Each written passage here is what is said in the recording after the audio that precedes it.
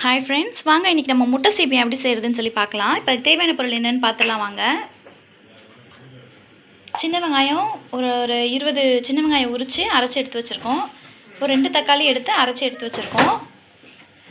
கருவாடு எடுத்து வச்சுருக்கோம். வாழை கருவாடு தான் எடுத்து வச்சுருக்கோம். உங்களுக்கு என்ன கருவாடு வேணுமோ அதை நீங்கள் எடுத்துக்கலாம்.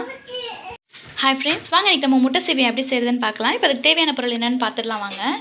ஒரு 20 சின்ன வெங்காயம் எடுத்து நைஸாக அரைச்சி எடுத்து வச்சுருக்கோம். ஒரு 2 நல்ல கனிஞ்ச தக்காளியாக எடுத்து அரைச்சி எடுத்து வச்சுருக்கோம். நாங்கள் இன்றைக்கி வந்து வாழை கருவாடு தான் எடுத்திருக்கோம்.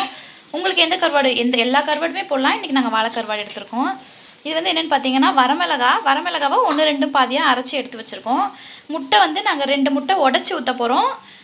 அவிச்சும் எடுத்து வச்சுருக்கோம், உடச்சும் ஊற்ற போகிறோம். உங்களுக்கு எந்த மாதிரி வேணுமோ நீங்கள் அவிச்சு வேணாலும் அவிச்சு போட்டுக்கலாம், இல்லை உடச்சி ஊற்றுறனாலும் உடச்சி ஊற்றிக்கலாம். இப்போ வாங்க எப்படி செய்யுதுன்னு பார்க்கலாம்.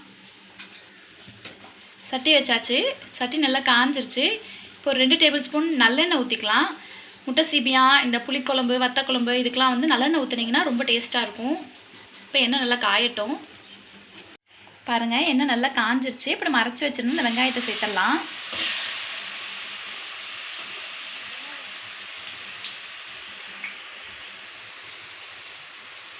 இப்போ ஒரு முழு பூண்டை வந்து 1-2 அப்படியே இடித்து இப்போ இதில் சேர்த்துடலாம். பூண்டை வந்து முழுசாக போட்டிங்கன்னா அதோடய வாசம் வந்து இதில் இறங்காது. நீங்கள் இடித்து சேர்க்கும்போது அதோடய வாசமும் இதில் இறங்கி ரொம்பவே டேஸ்ட்டாக இருக்கும். இப்போ இது வந்து நல்லா வதங்க விட்டுறலாம். பாருங்கள், நமக்கு நல்லா வெங்காயம் வதங்கி வந்துருச்சு. உங்களுக்கு பார்க்கும்போதே தெரியுது. இப்போ அடுத்தது அரைச்சி வச்சிருந்த தக்காளியும் இதோட சேர்த்துடலாம்.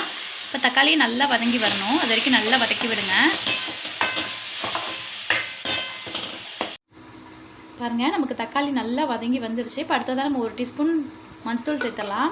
இப்போ நான் வரமிளகா 1-2 அடித்து வச்சுருந்தேன் இல்லைங்களா, அது ஒரு 2 டீஸ்பூன் சேர்த்துடலாம். உங்களுக்கு காரத்துக்கு தகுந்தாப்பில் நீங்கள் சேர்த்துக்கோங்க. ஒரு வரமிளகா காரமாக இருக்கும், ஒரு வரமிளகா காரம் இல்லாமல் இருக்கும்.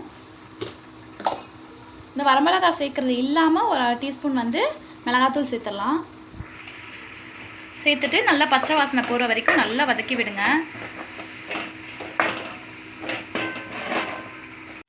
இப்போ பாருங்கள், நமக்கு மசாலாவோட பச்சை வாசனைலாம் போய் தக்காளியெல்லாம் நல்லா வதங்கிடுச்சு. இப்போ அடுத்த தேவையான அளவுக்கு கொஞ்சமாக தண்ணி சேர்த்துடலாம்.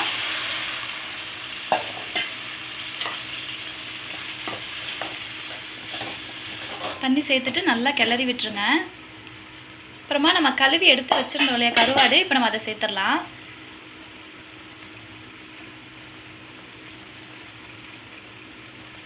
சேர்த்துட்டு கொஞ்சமாக கிளறி விட்டுருங்க. ரொம்ப போட்டு கிளறினீங்கன்னா கருவாடு உடஞ்சிரும்.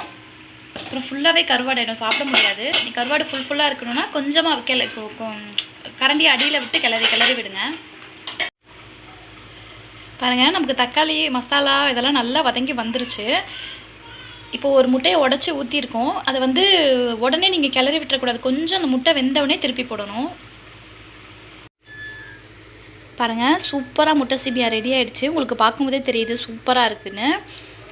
இது நீங்களும் உங்கள் வீட்டில் ட்ரை பண்ணி பார்த்துட்டு எப்படி இருக்குன்னு கமெண்டில் சொல்லுங்கள். இதோட இந்த வீடியோ உங்களுக்கு பிடிச்சிருந்தா லைக் பண்ணுங்கள், ஷேர் பண்ணுங்கள். மறக்காமல் எங்களோட சேனலை சப்ஸ்கிரைப் பண்ணி வச்சுக்கோங்க.